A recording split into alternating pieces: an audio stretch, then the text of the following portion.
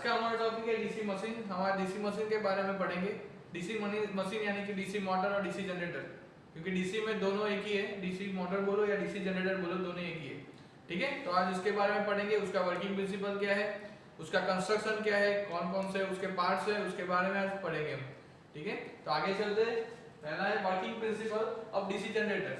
Working principle of DC generator को जानने के लिए हमें क्या जानना चाहिए? पहले तो Faraday's law of electromagnetic induction हमें पता होना चाहिए, क्या लॉ है। ठीक है, तो उसमें क्या होता है कि जब हम कोई मैग्नेट को कॉइल के आसपास घुमाते हैं, ठीक है, उसके पास ले जाते हैं और उससे दूर ले जाते हैं, तो जो मैग्नेटिक फ्लक्स है जो वो कंडक्टर के साथ लिंक हो रहा है उसमें चेंज होगा। तो क्या होगा कि जो कंडक्टर है यानी कि कॉइल है उसमें ईएमएफ इंड्यूस होगा। ठीक है, यहाँ वही है। और एक बात तो क्लियर करते हैं कि जो मशीन्स होते हैं, डीसी मशीन या कोई भी मशीन होते हैं, उसमें हम परमानेंट मैग्नेट यूज नहीं कर रहे। ठीक है ना, परमानेंट मैग्नेट यूज नहीं करते। हम क्या करते हैं कि वहाँ मैग्नेटिक मटेरियल यूज करते हैं और उस पर हम कॉइल ऑन करते हैं, हम फील्ड वाइंडिंग बोलते हैं उसको, और उसमें सप्लाई देके हम मैग्नेटिक फील्ड इंड्यूस करते हैं। ठीक है, और यहाँ पे देखो working principle of DC generator. यहाँ पे मैंने दो पोल है, दो पोल पे ऊपर फील्ड वाइंडिंग होगा, यहाँ से मैग्नेटिक फील्ड इंड्यूस किया हुआ है, यहाँ पे डायरेक्शन लिखा है magnetic field for N to S. ठीक है, बीच में क्या रखा है मैंने? कंडक्टर रखा हुआ है। कंडक्टर जब मूव करेगा मैग्नेटिक फील्ड में, तो क्या होगा कि मैग्नेटिक फील्ड है वो कंडक्टर के थ्रू कट हो जाएगा। कट होगा तो कंडक्टर में क्या होगा? ईएमएफ इंड्यूस होगा।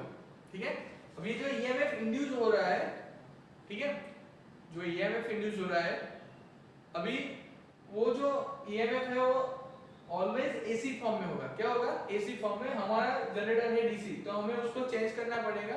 तो यहाँ पे हमने कम्यूटेटर यूज किया है। कम्यूटेटर एसी का वो डीसी में कन्वर्ट करेगा। वो कैसे करेगा वो हम नेक्स्ट वीडियो में देखेंगे। ठीक है, अभी हमें यही देखना है कि कम्यूटेटर क्या करता है कि जो भी इंड्यूस हो रहा है एसी उसको डीसी में कन्वर्ट करता है। ठीक है, तो ये है working principle of DC generator. Okay, तो जो ईएमएफ इंड्यूस हो रहा है यहाँ पे, ठीक है ना, तो ईएमएफ जो है वो only not for cutting action से नहीं हो रहा, समझ लो। जो मैग्नेटिक फील्ड कट हो रहा है और ईएमएफ इंड्यूस है, यहाँ पे मैग्नेटिक फ्लक्स में चेंज होना जरूरी है। अगर जो मैग्नेटिक फ्लक्स चेंज नहीं होगा तो ईएमएफ इंड्यूस नहीं होगा। ओके, तो जो मैग्नीट्यूड है, जो ईएमएफ इंड्यूस हो रहा है, उसकी जो मैग्नीट्यूड है वो किस पे डिपेंड कर रही है? Rate of change of flux. Flux जो चेंज हो रहा है उस पे डिपेंड कर रही है। ठीक है, नेक्स्ट जो हमारा टॉपिक है वो है construction of DC generator. DC generator का कंस्ट्रक्शन। ठीक है, डीसी जनरेटर के कौन कौन से पार्ट्स होते हैं? यहाँ पे एक फिगर देखो, यहाँ पे लिखा है फ्रेम है, कम्यूटेटर है, स्टेटर है, ब्रश असेंबली है, आर्मेचर, बेरिंग, शाफ्ट। ठीक है, तो कौन कौन से मेन पार्ट है जिसके बारे में पढ़ेंगे। तो यहाँ पे मेन पार्ट्स कौन से? तो एक है yoke, pole, field winding, armature, commutator and brush. ये जनरेटर के मेन पार्ट्स है, डीसी मशीन के मेन पार्ट्स है जिसके बारे में हम पढ़ेंगे। ठीक है, हमारे पास यहाँ पे कट व्यू है जनरेटर का। ठीक है, तो हम ये जो कट व्यू है उसमें हम रियल पार्ट्स देखेंगे कि कैसे पोल कैसे होता है, कैसा फील्ड वाइंडिंग होता है, आर्मेचर कैसा होता है, कैसी बॉडी होती है। ठीक है, उसके जो टर्मिनल है, टर्मिनल बॉक्स कैसा होता है, उस पर कितने कॉन्टैक्ट होते हैं। ठीक है, टर्मिनल बॉक्स के नाम क्या है। ठीक है, तो ये सब हम पढ़ेंगे। ओके, तो ये है हमारे पास जो कट व्यू है डीसी जनरेटर का। ठीक है, तो जो ये बाहर का पार्ट देख रहे हो आप, इसे हम योक बोलते हैं। ठीक है, ये है योक, या तो आप फ्रेम भी बोल सकते हो। एक कास्ट आयरन स्टील की बनी है, कास्ट आयरन स्टील से बनाई होती है। ठीक है, इसका फंक्शन क्या है?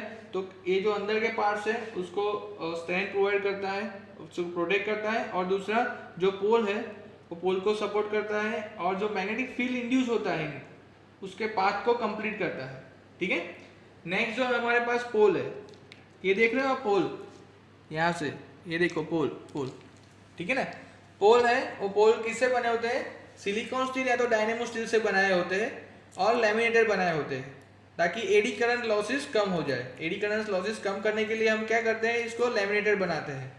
ठीक है, लैमिनेटेड यानी कि हम ये पूरा एक बार यूज नहीं करते, बट क्या करते हैं कि इसकी पतली पतली चिप्स बना के उस पर बीच में इंसुलेशन रख के उसको बनाते हैं। ठीक है, ताकि जो टोटल क्रॉस सेक्शन एरिया है वो कम हो जाए और हमारा जो एडी करंट लॉसेस है वो कम हो, इसलिए हम क्या करते हैं उसको लैमिनेटेड बनाते हैं। ठीक है, उसका फंक्शन क्या है कि जो भी मैग्नेटिक फील्ड इंड्यूस हो रहा है उसको स्प्रेड कर रहा है यहाँ पे पोल्स थ्रू। ओके, नेक्स्ट है फील्ड वाइंडिंग। ये देख रहे हो आप, ये है हमारा फील्ड वाइंडिंग। ये भी नीचे भी देखो, ये रहा, ये फील्ड वाइंडिंग है जिसको हमने क्या किया है पोल पे वाउंड किया है। ये फील्ड वाइंडिंग है, ये पोल है, तो हमने पोल पे फील्ड वाइंडिंग को वाउंड किया है। मैंने आपको बताया था कि हम मशीन के अंदर परमानेंट मैग्नेट नहीं यूज करते, बट क्या करते हैं, ये पोल है, पोल पे हमने फील्ड वाइंडिंग रखा है। फील्ड वाइंडिंग को हम डीसी सप्लाई देंगे तो क्या होगा, मैग्नेटिक फील्ड इंड्यूस होगा। अगर मैग्नेटिक फील्ड नहीं होगा तो हम ईएमएफ इंड्यूस नहीं कर सकते। ठीक है, तो ये फील्ड वाइंडिंग है, वो कॉपर की कॉइल है जिसको हमने पोल पे वाउंड की है और उसको हम डीसी सप्लाई देंगे तो क्या करेगा, मैग्नेटिक फील्ड इंड्यूस करेगा। ठीक है, नेक्स्ट ये बीच में देख रहे हो आप, ये है हमारा आर्मेचर। ठीक है, आर्मेचर की जो कोर है वो भी सिलिकॉन स्टील है तो डायनेमो स्टील से बनाई होती है, वो भी लैमिनेटेड करनी है ताकि एडी करंट लॉस कम हो। और उस पर हमने स्लॉट्स बनाए हैं, देखो ये स्लॉट्स दिख रहे हैं आपको, स्लॉट्स बनाए हुए हैं। उस स्लॉट्स पे हम क्या करते हैं, आर्मेचर वाइंडिंग रखते हैं। ठीक है, और ये पट्टी से उसको हम क्लोज कर देते हैं ताकि जो वाइंडिंग है वो स्लॉट से बाहर ना निकल आए। ठीक है, ये आर्मेचर है। और आर्मेचर के जो कनेक्शन है वो हम यहाँ पे एक देख रहे हो, कॉपर की रिंग दिख रही है आपको, एक कॉपर की रिंग पे ले आते हैं जिसको हम क्या बोलते हैं, कम्यूटेटर बोलते हैं। क्या बोलते हैं, कम्यूटेटर। मैंने आपको बताया था वर्किंग प्रिंसिपल में कि ये जो ईएमएफ यहाँ पे इंड्यूस हो रहा है ना वो एसी होगा, बट हमारा जनरेटर डीसी है तो हमें आउटपुट में डीसी वोल्टेज चाहिए ना। ठीक है, तो एक ये कम्यूटेटर है वो क्या करेगा, एसी को डीसी में कन्वर्ट करेगा। ठीक है, अब क्या है कि यहाँ पे जो इलेक्ट्रिसिटी जनरेट हुई है इसको हमें बाहर लेनी है, बाहर। आपको समझ तो आ गया है ना, ये कम्यूटेटर है। ठीक है, कॉपर की एक रिंग है। अभी हमें जो ईएमएफ इंड्यूस हुआ है उसको बाहर लेना है, तो बाहर लेने के लिए हम क्या यूज करते हैं, कार्बन ब्रश का यूज करते हैं। तो वो कार्बन ब्रश कहाँ पे रखा होता है, ये कम्यूटेटर के ऊपर रखा होता है। देखिए ये रहा कार्बन ब्रश। ठीक है, ये कार्बन ब्रश कहाँ रखा होता है, कम्यूटेटर के ऊपर रखा होता है ऐसे। ठीक है, ऐसे